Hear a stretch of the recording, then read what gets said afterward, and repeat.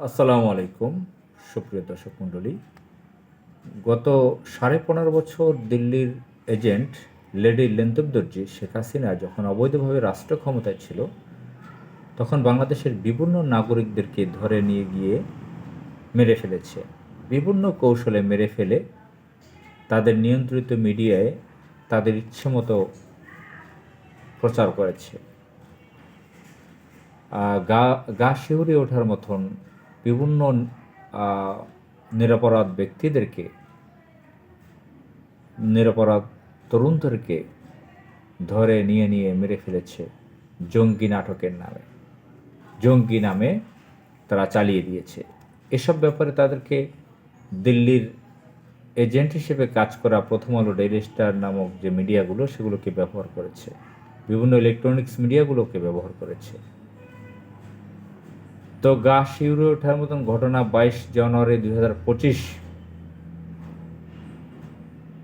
দৈনিক আমার দেশ পত্রিকার ফার্স্ট শিরোনাম হচ্ছে, চাকরির খোঁজে ঢাকায় আসা তরুণকে জঙ্গি নাটকে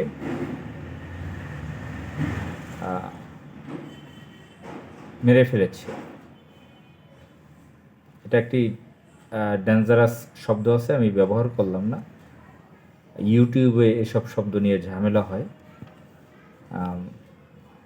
বেশি মানুষের শুনুক কথাগুলো, একটা শব্দের কারণে আমি সমস্যা চাই না। তো এই শব্দটা তারা ব্যবহার করেছে। উপর শিরোনাম হচ্ছে, অলিও হোটেলে অভিযান, স্বীকারোক্তি আদায়ে স্ত্রী ও সন্তানের ক্রসফায়ারের ভয়, মা ও বোনদের সবাইকে উঠিয়ে আনার হুমকি, জঙ্গি নাটকের হোতা শহীদুল হক, মনিরুল ইসলাম, এসপি আসাদুজ্জামান, আরিফুল হক মণ্ডল। শিশুসহ অন্তঃসত্ত্বা গৃহবধূকে গুম, কারাগারে সন্তান প্রসব, নির্যাতনের ধরন, প্লায়ার্স দিয়ে নখ তোলা, আঙ্গুল ভেঙে ফেলা, ঝুলিয়ে পেটানো, গলায় বুট জোতা দিয়ে চেপে ধরা, বৈদ্যুতিক শক।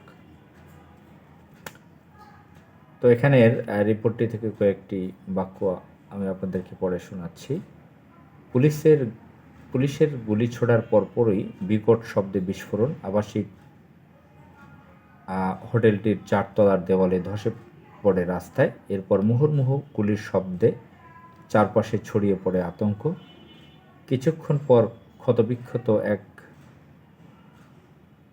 তরুণের নিথর দেহ দেখিয়ে পুলিশ দাবি করে আত্মসমর্পণ না করে সুইসাইড ভেস্টে বিস্ফোরণ ঘটিয়ে আত্মঘাতী হয়েছে এই জঙ্গি। তবে নিহত সেই তরুণের বাবা আবুল খায়ের মোল্লা আমার দেশকে বলেন, পরিবারকে জানিয়েই সাতক্ষীরা থেকে চাকরির খোঁজে ঢাকা এসেছিল। সেই দিনটি ছিল 2017 সালের 15 আগস্ট। ধানমন্ডি 32 নম্বর সড়ক ঘিরে যখন আওয়ামী লীগ সরকার শোক দিবস পালনের প্রস্তুতি নিচ্ছিল, ঠিক তার আগ মুহূর্তে সেখান থেকে 300 মিটার দূরে পান্থপথের অলিও ইন্টারন্যাশনাল হোটেলে জঙ্গি অভিযানের নামে এ ঘটনাটি ঘটানো হয়।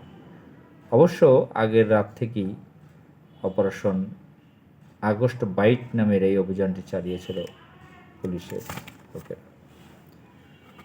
শুনেছেন, আমি পত্রিকা থেকে পড়ে শুনিয়েছি। এভাবে লেডি লেন্তুব দর্জি শেখ হাসিনা দিল্লির পরামর্শে তাদের লোকজনকে নিয়ে বাংলাদেশের বহু নিরপরাধ ব্যক্তিদেরকে মেরে ফেলেছে। অন্তর্বর্তীকালীন সরকারের উচিত হবে শেখ হাসিনাকে ধরে এনে বিচারের আওতায় আনা। শুধু মামলার রায় হচ্ছে, তাকে এখনও ধরে আনা হচ্ছে না গ্রেফতার করে। তাকে গ্রেফতার করে এনে এ সকল ব্যাপারে যে অপরাধগুলো সে করেছে তার সেই দলবল সহ তাদেরকে দৃষ্টান্তমূলক শাস্তি দিতে হবে, বিচারের আওতায় আনতে হবে। আসসালামু আলাইকুম।